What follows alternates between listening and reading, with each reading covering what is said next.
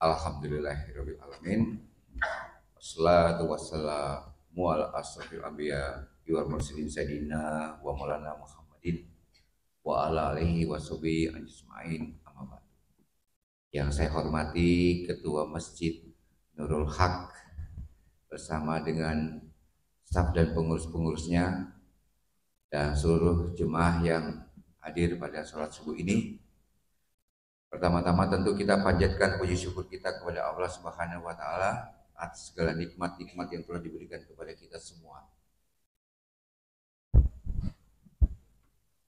Salawat dan salam kepada junjungan kita, Nabi besar kita, Nabi Muhammad Sallallahu Alaihi Wasallam, bersama dengan keluarganya, bersama dengan kerabat-kerabatnya, dan kepada pengikut-pengikutnya hingga pada akhir. Jemaat yang dikasihi Allah, nama saya sebelumnya adalah Maksi Lodewijk Deeng. Mungkin sudah ada yang pernah dengar atau lihat di YouTube, karena saya menjadi salah satu YouTuber Muslim pada saat ini. Saya dilahirkan di Ngawi, Jawa Timur, tapi saya asli dari suku Minahasa Tondano di Manado. Sebelumnya saya 21 tahun menjadi pendeta dan saya pernah mengajar di beberapa perguruan tinggi. Saya menyelesaikan pendidikan S1 saya di Manado, sarjana teologi. Kemudian karena saya mendapatkan satu nilai yang bagus, ditamatkan dengan cum laude pada waktu mengambil S1 saya. Jadi saya diberikan kesempatan untuk sekolah lanjut dan saya melanjutkannya di Manila, Filipina. Dan juga saya pernah mengikuti misionari pemuda pertama dari Indonesia, batch yang keempat. Jadi yang pertama misionari pemuda dari Indonesia, ini orangnya saya. Tapi batch yang keempat untuk seluruh dunia.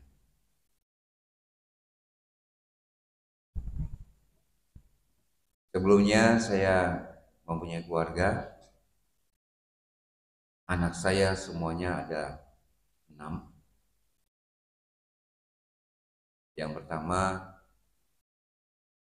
Gracia Vini Deeng, yang kedua Joshua Deeng, karena marga saya Deeng, jadi semuanya pakai Deeng.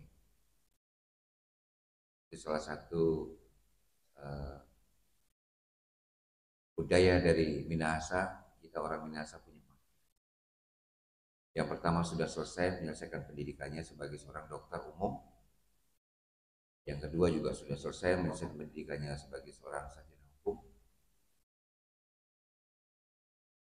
Yang ketiga dan yang keempat, Christabel Amanda Deeng dan Christopher Konstantin Deeng. Saat ini mereka masih melanjutkan sekolah, masih kuliah di Colorado, Amerika Serikat. Kenapa mereka bisa kuliah di Amerika Serikat? Kan orang berpikir kalau kuliah di Amerika Serikat pasti biayanya mahal. Tapi di saat saya waktu masih pendeta, maka kami membuat satu program, yaitu program bagaimana supaya anak bisa lahir di Amerika, karena pada saat itu ingin punya kesamaan dengan saudara-saudara saya yang anak-anaknya juga ada yang lahir di Amerika.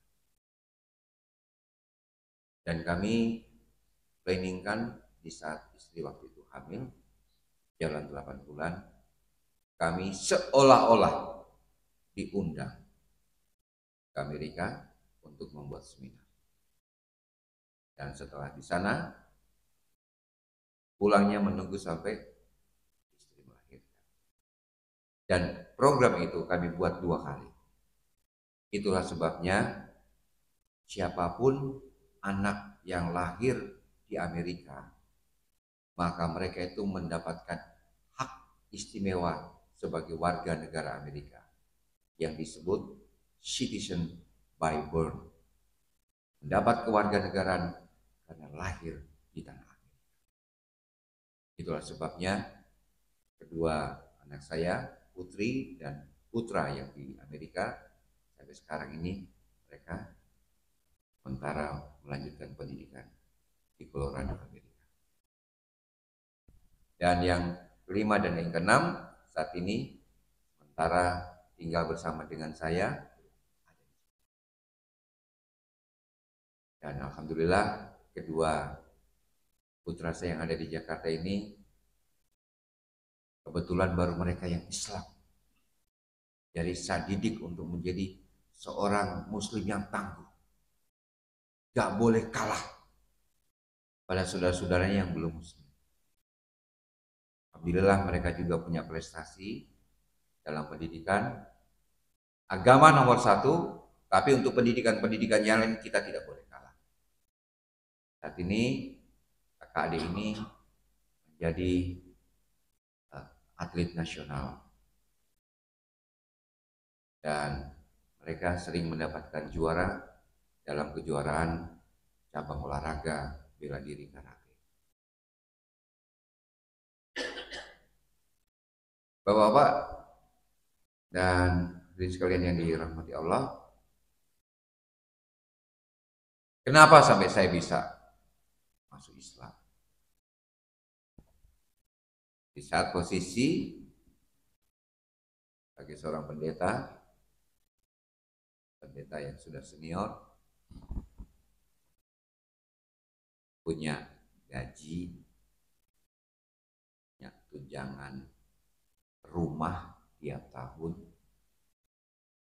tunjangan kesehatan, tunjangan pendidikan, tunjangan gas, pulsa. Kalau anak mampu sekolah menempuh pendidikan kemana saja, bahkan ke luar negeri, maka dia dibiayai oleh organisasi, tidak bayar. Enak gak jadi pendeta, Pak? Semua dapat haji, tunjangan pendidikan, tunjangan perumahan. Dan kalau sudah menjadi pendeta yang dikenal, pendeta senior, saya nggak pernah beli baju, Pak.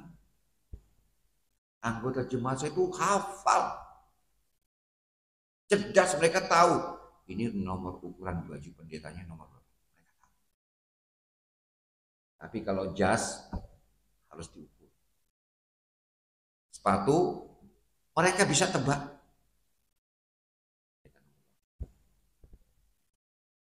Jadi nggak pernah saya beli baju. Dan kalau mereka memberikan seperti baju, sepatu, itu selalu mereka berikan yang terbaik. Biasa. Tapi mengapa semua itu bisa saya tinggalkan? Orang hidup sekarang ini, rata-rata manusia hidup sekarang ini, dan itu menjadi kebutuhan yang tidak terperikan. Di mana-mana orang ingin cari safety hidup. Hidup yang aman. Hidup yang aman tentu ditunjang dengan materi yang lebih daripada cukup. Jadi kehidupan materialistis dunia pada zaman ini itu sudah merajalela. Orang berlomba-lomba untuk mencari kesenangan-kesenangan dunia ini. Kenapa itu? Di saat saya masih kuliah, saya mengambil S1 saya. Jadi pada saat saya masuk Islam jadi rame di mana-mana. Orang itu membuat fitnah yang luar biasa kepada saya. Fitnahnya itu, oh dia tuh nggak sekolah, nggak kuliah pendeta, dia tuh pembohong, dia tuh bukan pendeta. Tapi alhamdulillah sekarang fitnah-fitnah itu hilang dengan sendirinya dan mereka malu dengan sendirinya. Karena mereka cari tahu sampai ke tempat saya Pak, menunggu pendidikan S1 saya. Betul nggak? Ini yang namanya Maxi Lodowik Deeng ini, dia pernah kuliah ambil kependetaan di sini. Di Universitas Kelabat, di Manado. Sampai ke sana mereka cari tahu. Dan rupanya mereka sekarang punya tim-tim sendiri untuk menguji benar tidaknya bila mana ada pendeta-pendeta yang masuk Islam. Tapi kebanyakan pasti difitnah. Saya difitnah. Itu bukan pendeta. Oh, dia nggak sekolah pendeta. Nggak ada namanya itu sekolah teologi di Unpad. Itu nggak ada. Yang ada di sana itu sekolah filsafat. Karena kurangnya info sehingga mereka secepat itu membuat apa? Fitnah dan fitnah. Betul, di tempat saya menempuh pendidikan namanya bukan sekolah tinggi teologi, bukan. Tapi sekolah filsafat. Jurusan teologia, gelarnya STH, sarjana teologia. Tapi sekarang karena diseragamkan semua, jadi nggak pakai lagi STH, tapi pakai SAG.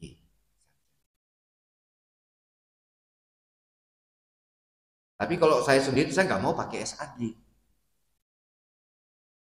Biasanya pendeta-pendeta tuh nggak mau dia pakai SAG. Tetap dia mau apa? STH. Sarjana teologi, bukan agama. Itu beda. Tapi kalau untuk keseragaman, ya semuanya harus pakai SAG. Kalau ambil S2-nya, MAG. Kalau pendeta-pendeta nggak mau pakai MAG, Pak. Karena bukan agama. Agama itu teologi. Ya. Teol. Khusus. Sekolah tentang apa?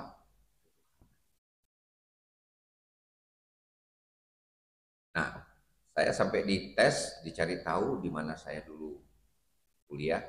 Dan anehnya ada yang datang di sana, dan saya tahu ini karena yang memerintahkan ini adalah dosen dan juga dekan Fakultas Teologi yang ada di sekolah saya, yang dia itu adalah sahabat saya. Bahkan adik kelas saya. Ada orang yang datang ke sini nanya, ente betul nggak ente dulu itu sekolah pendeta di sini? Nah terus saya balas, dijawab apa? Oh iya benar. Si Lodewijk itu dulu memang pernah sekolah kuliah ambil kependetaan di sini. Bahkan dia adalah tamatan terbaik dari 10 besar mewakili seluruh mahasiswa pada saat itu. Jadi saya bicara di depan memberikan ucapan terima kasih kepada seluruh staf dosen dan juga kepada orang. Jadi kira-kira ada nggak yang kenal saya di Unpad? Dan yang ditanya itu adalah menjadi dekan filsafat adalah sahabat saya. Dulu waktu kuliah, ya, waktu kuliah beliau sudah mau menyerah. Saya tahan. Jadi sahabat saya ini, jangan mundur kamu, harus tetap bertahan. Kamu pasti bisa. Ini dia selesai. Dan sudah lama dia mendapatkan gelar S3. Doktornya. Sekarang jadi dekan. Dia yang salah satu ditanya, benar nggak saya? Jadi semua fitnah-fitnah tentang saya, bahasa ini katanya nggak pernah sekolah pendeta, nggak pernah jadi pendeta, itu sudah ditepis. Dan akhirnya mereka malu dengan saya. Kenapa Pak? Saya masih Islam. Itu bukan hal yang mudah. Sejak kuliah, ada 2 mata kuliah yang saya curigai. Yang saya pikir aneh. Kenapa kami mempelajari tetapi prakteknya kok beda? Dipelajari A, ini yang paling apa? Paling mendasar. Orang-orang Kristen umumnya mereka percaya kepada dogma atau doktrin yang disebut dogma doktrin Trinitas atau Tritunggal. Percaya dalam nama Bapa, Putra, dan Roh Kudus. Allah Bapa, Allah Anak, dan Allah Roh. Allahnya tiga, tapi satu. Satu ditambah satu ditambah satu sama dengan satu. Baru itu aja udah salah. Jadi percaya ada Allah Bapa, ada Allah Anak, ada Allah Roh. Ini adalah dogma doktrin yang sangat fatal, sangat keliru. Karena apa? Berani mentuhankan ilah selain Maha Pencipta, yaitu siapa? Allah. Dogma ini dibuat oleh Konsili Gereja pada tahun 371 Masehi. Sekarang sudah tahun 2000 sekian. Sudah ribuan tahun dogma ini dibuat. Dan barang siapa yang tidak percaya akan disingkirkan. Jadi di zaman kegelapan dahulu, Pak, setelah Nabi Isa diangkat, ya,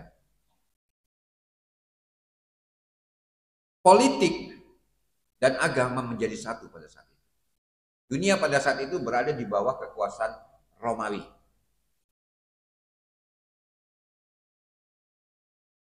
Dan Romawi pada saat itu, kaisarnya masuk Kristen. Kaisar Konstantin. Tapi sebenarnya dia masuk Kristen bukan karena dia itu pengen masuk Kristen. Bukan. Karena dilihat oleh Kaisar Konstantin begitu banyak pemberontakan-pemberontakan yang terjadi dari kalangan-kalangan Nasrani pada saat itu. Jadi dia coba buat trik dan intrik. Sehingga kekuasaan negara bersatu dengan agama. Dan ini memang bahaya, Pak. Kalau politik dengan agama sudah campur menjadi satu, ini bahaya. Kalahkan segala cara. Sejarah sudah membuktikan.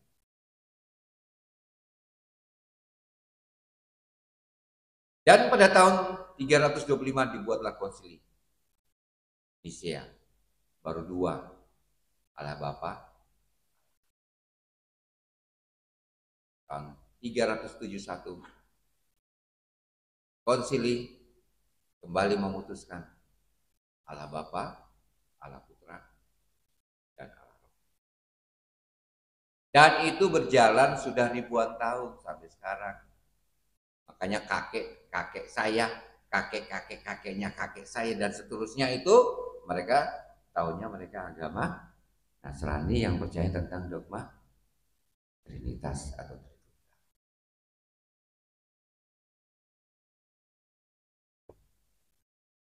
ajaran di dalam Alkitab. Ini ada Alkitab. Ini sudah 30 tahun lebih, Pak. Ini di tangan saya sejak saya kuliah.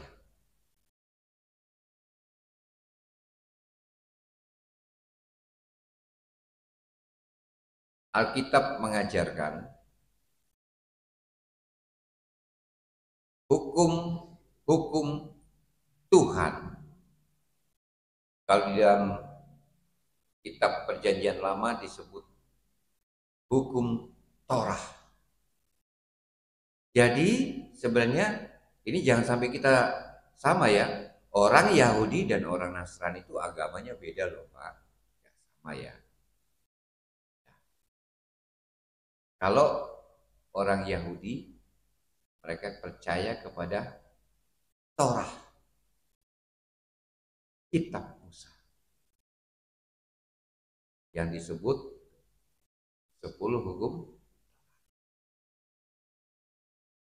Hukum yang pertama menyebutkan jangan ada ilah lain, sesembahan lain selain Allah. Jelas ya Pak ya? Karena sesembahan itu esa. Yang disembah itu esa. Bukan dua, bukan tiga. Esa artinya hanya apa? Satu-satunya, tidak ada yang lain.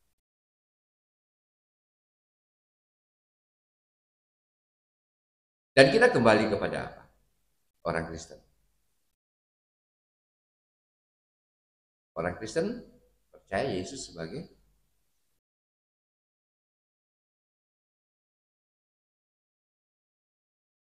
saya waktu ditanya oleh sahabat-sahabat saya, kenapa kamu masuk Islam? Apa sih yang membuat kamu? Kamu tuh tidak sayang keluarga, tidak sayang orang tua. Bahkan yang lebih parah, kamu tuh murtad. Kamu tahu orang murtad? Dibilang murtad. Karena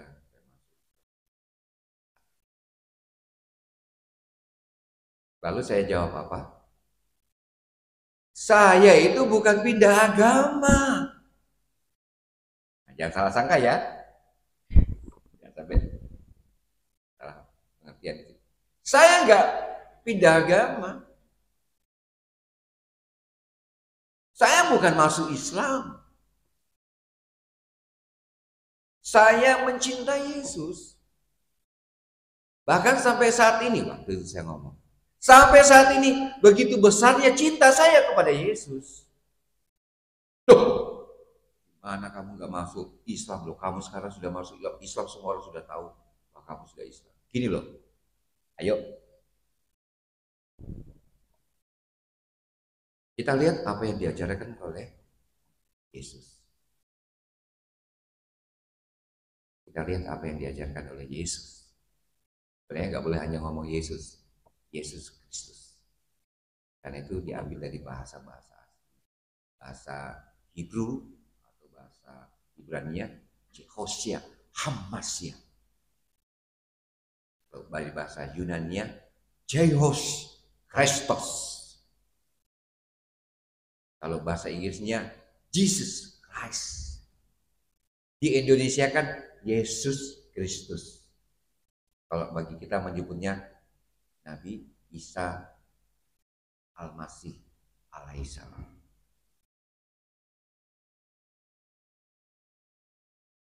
Yuk. Apa yang diajarkan oleh Yesus? Satu, ambil Alkitab. Buka.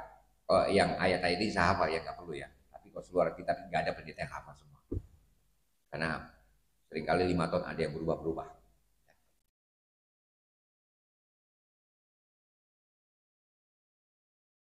Yesus pada saat lahir dalam Lukas 2 ayat 21, 8 hari kemudian Yesus disunat. Yesus sunat. Yang kedua, Lukas 4. Yesus berpuasa selama sebulan. Yang ketiga, Yesus mengajarkan tidak boleh makan haram.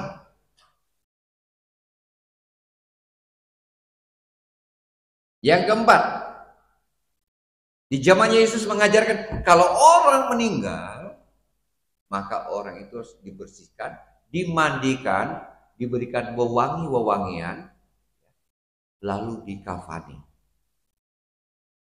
Dan yang kelima, yang terakhir, kalau mau dapat surga supaya selamat, ucapan dan ajaran Yesus sendiri, Yohanes 17 ayat 3, bahwa kalian harus hanya menyembah kepada satu-satunya sesembahan, yaitu Allah, dan percaya bahwa Yesus itu adalah utusan Allah. Sekarang ajaran Yesus, satu, Yesus disunat. Biasa ini, ada Tuhan disunat ya. Siapa yang berani sunat Tuhan? Siapa ini perawatnya atau dokternya? Kok Tuhan disunat ya? Tuh ya. Tuh, Yesus disunat. Dua, Yesus berpuasa. Ya. Tiga, Yesus mengajarkan tidak boleh makan haram. Empat, ya, setiap orang yang meninggal harus dimandikan, dibersihkan, dan dikafani. Bahkan ada dua versi, maka saya ngambil. Versinya kan ada dua. Satu, Yesus mati, disalibkan. Dan cerita Yesus disalibkan itu, di saat diturunkan dari salib, maka apa? Dia itu apa? Dikafani. Dan kelima, Yesus mengajarkan hanya menyembah kepada Allah dan dirinya itu hanya sebagai utusan. Sekarang saya tanya kepada ente, ajaran Yesus sendiri itu siapa yang menjalankannya saat ini? Orang Islam atau orang Kristen? Yang menjalankannya orang Islam, bukan orang Kristen. Makanya yang lebih pantas disebut pengikut Yesus, pengikut Kristen itu yang mengikuti ajaran-ajaran Yesus orang Islam, bukan orang Kristen. Orang Kristen tidak mengikuti ajaran Yesus. Makanya saya sangat mencintai Yesus. Tetap cinta Yesus saya. Ajaran Yesus saya tetap jalankan. Jadi saya sebenarnya bukan pindah agama. Kamu tahu apa artinya Islam? Islam artinya selamat. Kenapa Islam itu selamat? Karena dia patuh, taat kepada perintah dan ajaran-ajarannya. Perintah dan ajaran-ajaran Allah yang diturunkan kepada hamba-hambanya, termasuk kepada Yesus Kristus. Yesus itu Muslim. Dia patuh dan taat kepada siapa? Kepada Allah. Dan sebelum Yesus menyelesaikan misinya diangkat ke dunia, maka dia sudah memberikan petunjuk. Setelah dirinya akan ada Parakletos, penolong yang lain, yang meneruskan ajaran-ajarannya yang sudah diturunkan.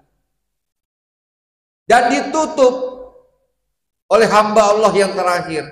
Bagaimana kita bisa melihat bahwa dia adalah hamba Allah yang terakhir? Semua ajaran-ajaran kitab-kitab sebelumnya, hingga di zamannya Yesus, itu semua apa? Diajarkan oleh hamba Allah yang terakhir. Dan beliau adalah Nabi Muhammad Sallallahu Alaihi Wasallam. Setelah beliau tidak ada lagi hamba Allah yang lain. Dialah hamba Allah yang terakhir. Dan wahyu yang diturunkan lewat hamba Allah Nabi Muhammad Sallallahu Alaihi Wasallam itu adalah meluruskan semua perintah-perintah dari hamba-hamba Allah yang ada setelah di zamannya Yesus, dibengkokkan semua dengan adanya ajaran-ajaran dan perintah-perintah manusia. Ya. Nabi Muhammad kembali menegakkan ajaran la ilaha illallah, tidak ada ilah, tidak ada sesembahan selain Allah. Makanya pengikut Nabi Muhammad hingga akhir zaman akan selalu dimusuhi. Kenapa ada perang salib?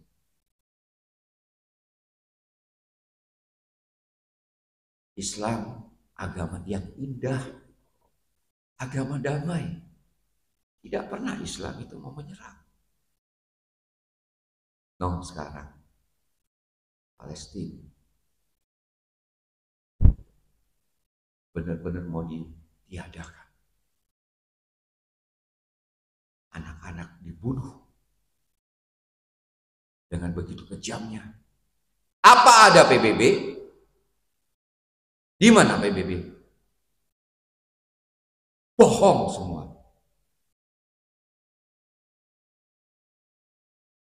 Katanya ada yang menjaga dunia, Perserikatan Bangsa-Bangsa. Mana WHO-nya? Apa ada? Satu negara. Sementara dihancurkan, dikeroyok. Ya dibela. Dan semua orang-orang Muslim selalu diberikan gelar teroris. Hamas disebut teroris. Oh iya, saya boleh ngomong banyak soal itu ya. Tapi itu realita. Islam akan selalu apa? Dimusuhi. Jadi, Bapak sekalian, kenapa sampai saya mempertahankan iman saya? Ini, alhamdulillah, bukan hanya saya yang masuk Islam, dua adik saya sudah masuk Islam. Bapak saya juga sudah masuk Islam. Ada teman-teman pendeta saya sudah masuk Islam. Jadi kalau dibuka YouTube Maksi Deeng, itu keluar semua di sini. Maksi Deeng yang dulunya pendeta, pernah dagang kue, pernah dagang kacang hijau. Saya pernah, Pak. Kenapa? Saya punya gelar gak ada manfaatnya. Pendeta masuk Islam, habis itu mau kerja apa pendeta? Gak ada kan? Jadi saya bingung. Saya mau jual kebun saya, gak boleh sama orang tua. Loh, kenapa kamu jual kebun? Gara-gara masuk Islam ya, jadi miskin kan kamu sekarang. Kenapa mau jual kebun? Kebun kan mami bukan pemberian orang tua. Itu kan bukan diberikan orang tua kepada saya. Iya. Itu kebun itu kan hasil keringat saya yang beli. Betul. Kamu beli kebun itu, waktu itu kerjaanmu apa? Masih pendeta. Yang sekolahkan kamu pendeta siapa? Betul-betul digunting. Jadi saya coba di saat saya masuk Islam secara resmi, dan ada yang nggak boleh saya lewatkan di sini. Saya masuk Islam secara resmi lewat Bina Mualaf Istiqomah Balikpapan. Karena pada saat itu saya waktu mau masuk Islam, saya ketemu dengan sahabat saya di Jakarta. Beliau saat ini alhamdulillah sudah menjadi salah satu pejabat imigrasi. Satu tempat duduk sama saya waktu SMA di kelas 3 IPA A1. Ya Pak Asul, saya mau masuk Islam. Kaget dia. Ya apa ini? Pendeta. Kenapa pendeta ngomong langsung masuk Islam? Gak percaya lah dia. Saya waktu ngambil S2 saya, berangkat ke Manila, dia waktu itu kerjanya di imigrasi Manado. Jadi dia bantu saya buat paspor gratis. Dia saksinya. Tiba-tiba masuk Islam. Ada apa ini? Saya ceritakan. Ya ringkas saja. Dia peluk saya. Tolong carikan tempat yang netral untuk saya. Jangan saya masuk di Jakarta, ribut. Di mana tempat yang netral? Jangan di Manado. Ada temennya di Balikpapan, lalu temennya itu yang berhubungan dengan saya menghubungi saya, dan saya dibawa ke Masjid Istiqomah Balikpapan. Dan guru saya, pembimbing saya pada saat itu salah satunya ada hadir bersama dengan kita, yaitu beliau adalah Bapak Ustadz Husni, ya. Luar biasa. Beliau adalah pembimbing saya. Jadi alhamdulillah ya Ustadz sudah sukses membimbing salah satu jebolan Bina Mualaf Istiqomah. Ini orangnya ada di sini, yang ditakuti oleh pendeta-pendeta di Jakarta. Ya. Kenapa? Setiap kali mereka mau debat, ayo kita debat. Dan kalau misalnya belum cukup waktu, ya kan, ada yang dipelintir-pelintir, saya panggil. Ayo kita debat lagi ulang. Kalau hanya 3 sama 3, waktu kita habis 1 sama 1. Ente sama saya. Ayo kita dialog. Dan ada salah satu pendeta yang begitu kerasnya dulu, namanya pendeta Joshua Tewu dari Nado juga. Oh, orangnya luar biasa, karismatik luar biasa. Tapi alhamdulillah udah masuk Islam sekarang ya. Baik, jadi terima kasih Pak Ustadz Husni. Ya, makanya sekarang setelah ketemu kok rambutnya sudah putih, saya juga sudah putih saat. Ya. Jadi saya pernah dagang kacang hijau. Saya nggak tahu mau kerja apa, Pak. Lalu saya bikin gerobak sendiri. Saya minta tolong telepon ada jemaah, anggota jemaah di Balikpapan waktu itu, Pak. Ada. Saya nggak mau sebutkan namanya. Pak, Bu, bisa minta tolong saya? Oh iya, ada apa, Pak, Bu? Ah, Pak Maksi, saya butuh gerobak. Jadi saya sudah tanya itu gerobak dorong itu loh, Pak. Apa itu namanya? Eh, kaki tiga, apa, Kak? Iya, kalau disebut kita kaki lima, ya. Tiga itu sama dua kaki saya. Saya pesan gerobak itu untuk dagang. Oh iya, nanti dikasih. Harganya berapa? Harganya 3,5 juta waktu itu. Kalau sekarang mungkin sudah 6 juta. Satu kutu nggak dikasih, Pak. Tapi udah janji iya. Jadi ada juga orang yang saudara-saudara kita yang masih suka bohong ya. Gak kesian waktu itu ya kan.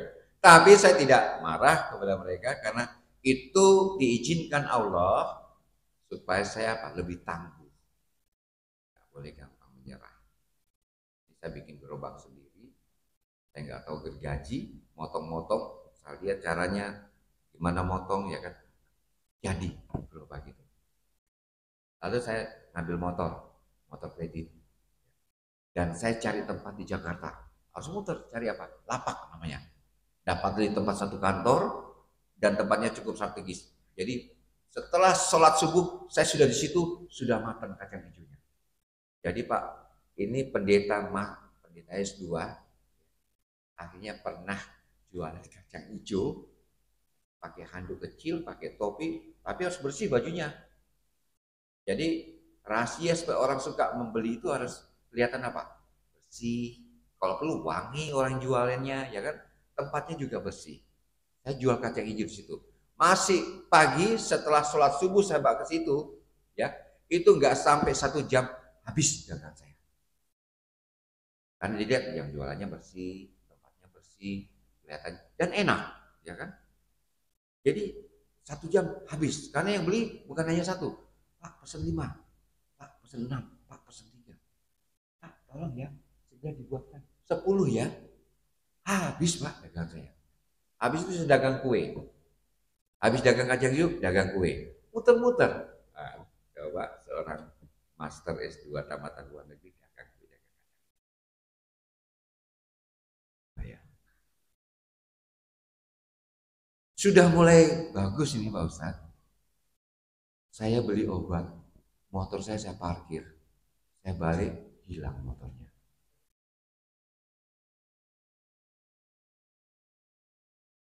Patah kaki saya. Belum selesai itu dibayar kredit.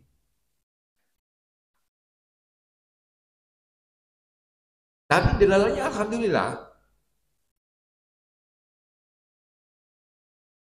Saya ketemu dengan sahabat di Jakarta, dia sopir.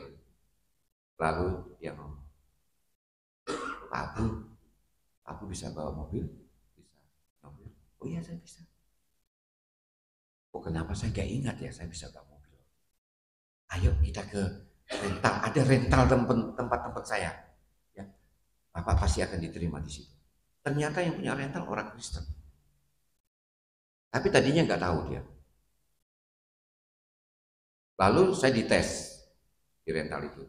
Dan tempat ngetesnya itu Pak, luar biasa Pak. Jalannya sempit terus tikungan itu kan. Sempit jalannya. Jadi saya waktu dites itu keringat dingin keluar saya. Ini kok kesenggol gimana nih?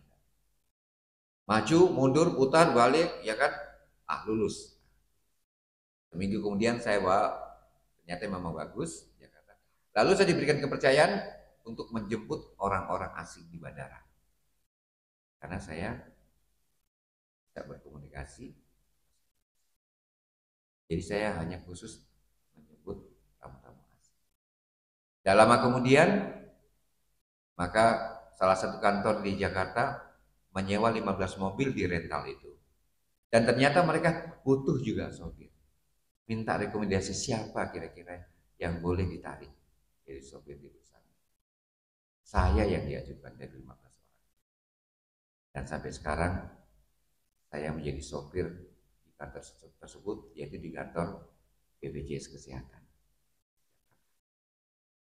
Dan saya juga bingung kenapa saya harus ada di kerja di tempat ini, Pak. Kenapa Allah izinkan saya kerja di sini? Ternyata walaupun saya sopir di kantor itu, Pak, banyak yang minta nasihat juga kepada saya. Bahkan saya pernah memberikan motivasi di masjid di BPJS. Bahkan saya sampai harus diminta jadi sopir salah satu general manager di BPJS. Ya. Dan anehnya, general manager ini, seorang GM, harus belajar bahasa Inggris kepada sopir. Sopirnya yang ngajarin bahasa Inggris. Karena dia nggak bisa bahasa Inggris. Sementara kalau dia ketemu dengan duta besar negara asing, ya kan? Maka para GM ini mau tidak mau, kalau mereka kunjungan ke luar negeri juga, ya, mereka harus bisa berkomunikasi bahasa Inggris. Nah, GM-nya belajar bahasa Inggris kepada sopir. Nah, ini orangnya. Jadi segala sesuatu yang diizinkan Allah tidak ada yang kebetulan. Tidak ada yang kebetulan. Alhamdulillah sampai saat ini saya merasa bahwa nikmat mana lagi yang harus saya dustakan yang telah diberikan oleh Allah. Makanya saya mengajarkan kepada anak-anak di Jakarta. Saya sementara mendidik anak-anak kecil dari sebelum sekolah TK kelas 1 sampai kelas 5. Ya. Saya mulai menanamkan kepada mereka agama nomor 1. Pengajian itu nomor 1. Tapi tidak boleh kalah dengan pengetahuannya. Islam agama sudah pasti wajib nomor 1. Tapi kita masih di dunia bekali anak-anak kita dengan berbagai disiplin ilmu yang tidak boleh kalah sama anak-anak yang lain. Ya. Makanya saya di Jakarta, Pak, saya mengajar bahasa Inggris untuk anak-anak di musola. Musolanya hancur. Gak ada musola, kami bangun musolanya, alhamdulillah sudah indah. Ya. Jadi saya mengajar bahasa Inggris untuk anak-anak supaya diajar sedini mungkin. Lalu saya juga mengajar karena saya punya basic olahraga bela diri karate, saya mengajar juga karate pada anak-anak yang masih. Alhamdulillah binaan saya anak-anak yang masih SD, ada yang kelas 3 sudah 4 orang yang merebut juara nasional. Itu anak-anak yang luar biasa loh, Pak. Ya. Saya tinggal di Menteng. Orang kok namanya dengar Menteng, kawasan elit ya. Menteng tempat kaya itu, orang-orang kaya itu pejabat-pejabat. Makanya kalau ditanya, Pak Abu tinggalnya di mana? Saya di kawasan Menteng, di kawasan Menteng elit. Menteng elit, menteng ekonomi sulit di pinggiran kali, bantaran kali, depan Manggarai. Itu menteng elit, menteng ekonomi sulit. Disitulah anak-anak yang kurang beruntung yang saat ini saya bina. Dan saya tidak mau dibayar. Kalau saya mengajar bahasa Inggris dan karate. Dan 2 anak saya sekarang ini sudah menjadi asisten pelatih, juga saya sementara ajarkan. Karena apa? Orang susah mau bayar. Mereka juga ekonominya sulit. Masa kita harus dibayar? Kalau perlu kita kasih kepada mereka. Jadi kadang-kadang mereka nggak punya baju karate. Saya belikan bajunya. Saya belikan baju-bajunya. Dan itulah mungkin sebagian yang saya bisa ceritakan kepada Bapak semua. Ya, bagaimana saya masuk Islam, indahnya Islam. Ya, tantangan-tantangan yang saya hadapi. Islam itu tangguh, Pak. Islam itu tangguh. Gak ada Islam itu yang lemah. Islam itu tangguh. Islam itu indah.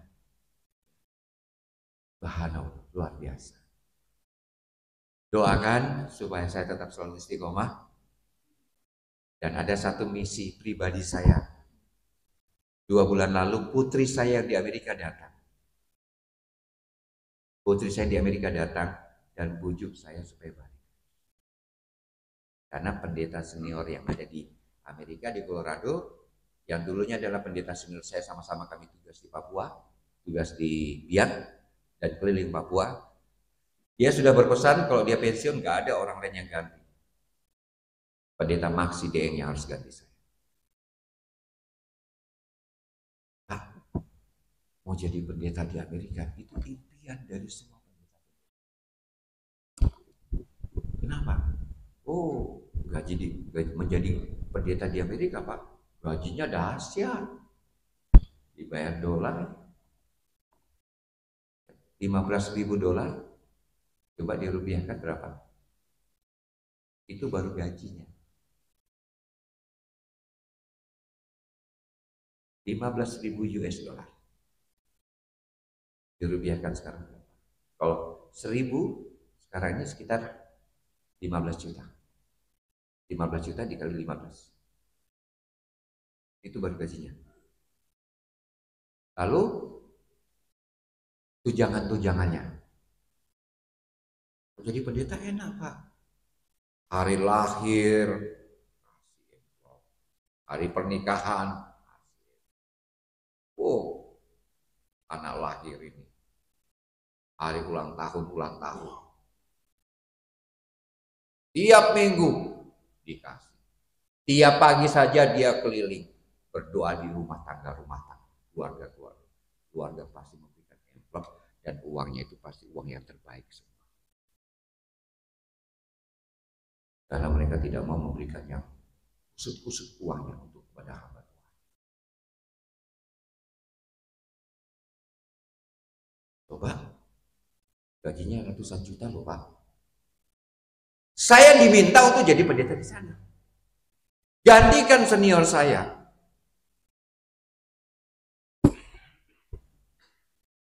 Berapa ratus juta yang bisa didapatkan setiap bulan? Enak kan jadi pendeta, Pak? Siapa yang pengen jadi pendeta di sini? Ya. Jadi kalau hanya materi, hanya karena kekayaan, iman kita luntur. Sia-sia. Ada orang dagang, sudah tahu-tahu sudah azan ya, masih telinganya budek. Jadi lebih penting mungkin apa? Dagangannya, pekerjaannya daripada sholat. Jangan ada, Pak, yang mengalahkan itu dalam kehidupan. Jangan ada karena uang melunturkan iman kita secara perlahan, sehingga kita masuk dalam kelompok orang materialistis, hanya mengejar kekayaan dan kesenangan dunia. Saya sudah lewati hal itu. Kekayaan, jabatan, saya lewati. Bahkan berapa bulan yang lalu kembali saya dibujuk. Dan hati saya teriris, Pak. Karena putri saya ngomong, Daddy, please, Daddy. That's enough for you, Daddy. Please, back with us now. We love you so much. So please, you back with us now. As we go to state. You should be a priest, not like this. That's enough for you, Daddy. Papa, udah cukup ya. Ayo kita berangkat sama-sama. Papa tidak pantas hidup seperti ini. Papa lebih pantas menjadi seorang pendeta. Putri saya sendiri yang ngomong seperti itu, yang sudah menjadi warga negara. Saya terus. Ya Allah. Di satu sisi ini adalah putri saya. Tapi di satu sisi saya harus membela iman. Doakan saya, Pak. Saya punya misi, satu saat saya akan berangkat ke Amerika. Saya akan masuk di gereja mereka. Masuk bukan saya Muhammad. Ikut bersembahyang. Berdoa seperti cara mereka. Datang ke Amerika. Saya masuk di gereja mereka. Saya harus mengajarkan Islam. Itu misi saya. Karena siapa lagi yang akan mengajarkan kepada mereka?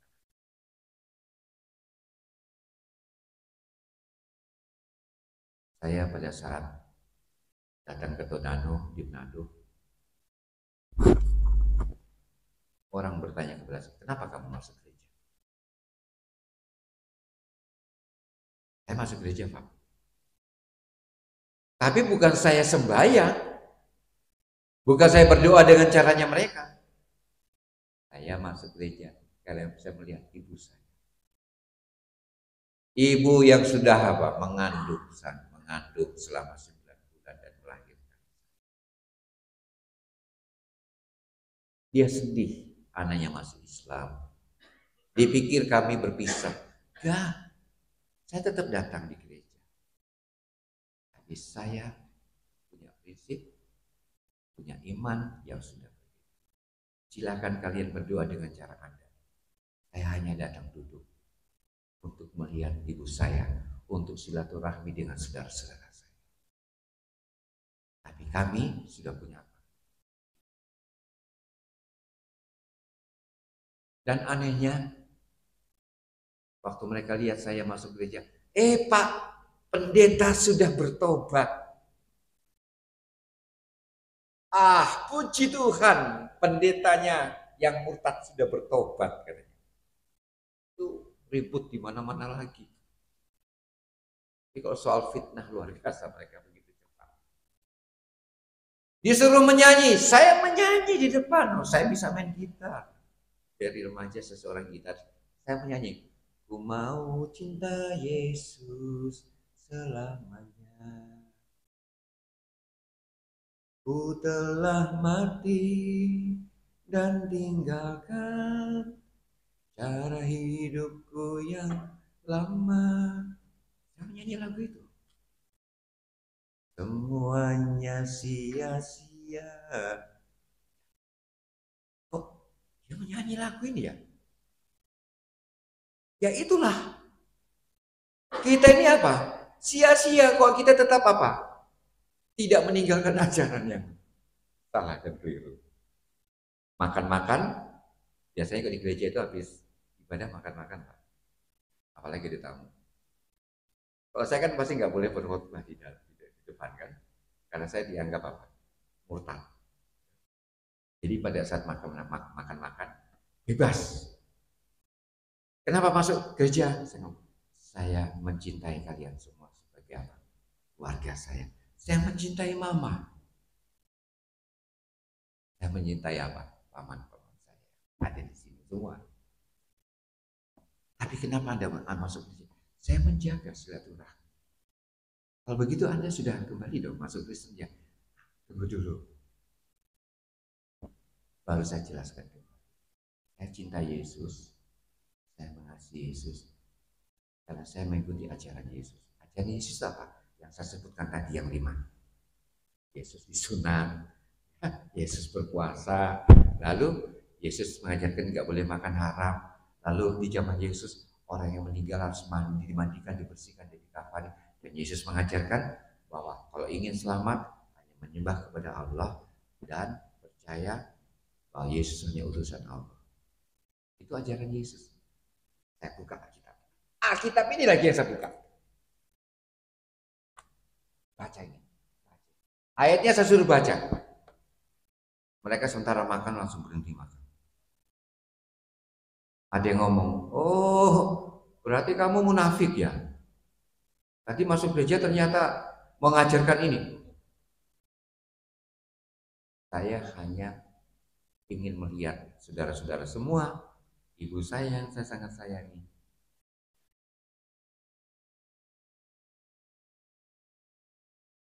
Kita tetap apa? Bersahabat. Semua tetap saya anggap saudara saya. Makanya saya masuk di gereja ini. Tapi saya bukan beribadah mengikuti cara kalian. Saya mengikuti caranya Yesus. Mudah-mudahan mama, ini loh mami, anak mami. Anak mami ini bukan orang bodoh mami. Udah sampai S2 sekolah di luar. Lalu semuanya dilepas seperti itu mami. Saya ingin mengajak Mami, saya ingin mengajak kita semua ini supaya selamat. Saya tidak mau mengajak untuk masuk di jalan yang salah atau membawa kalian nanti masuk ke neraka, ke jurang neraka. Justru saya memberikan contoh teladan yang sudah diajarkan oleh Yesus.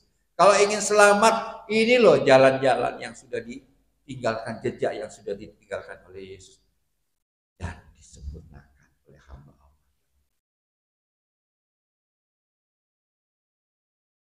Tidak ada cara lain untuk mendapatkan keselamatan selain baik Bapak, mungkin sudah cukup lama saya ngobrol. Apakah masih ada ruang tanya jawab atau cukup ya? Saat ini saya serahkan kepada cukup ya? Cukup ya? Semoga apa yang telah kita bahkan pada saat ini itu bisa bermanfaat, dan bila ada hal yang tidak berkenan mohon dimaafkan ya. Semoga kita bisa bertemu kembali kepadanya lain. Wabillahi taufiq wal hidayah. Assalamualaikum warahmatullahi wabarakatuh.